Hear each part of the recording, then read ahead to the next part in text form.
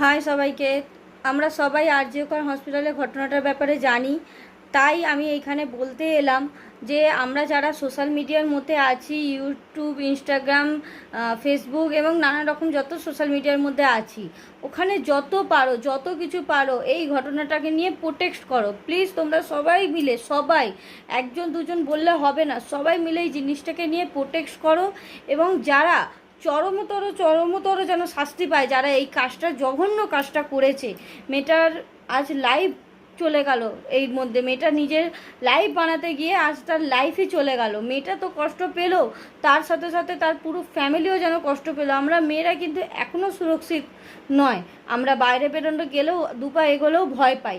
তাই চাই তোমরা যত পারো এটাকে প্রোটেক্ট করো, সবাই মিলে আওয়াজ তোলো এবং দোষীরা যেন সব থেকে জঘন্যতর জঘন্য অপরাধ পায়। এটাই তোমাদেরকে বলার ছিল। তোমরা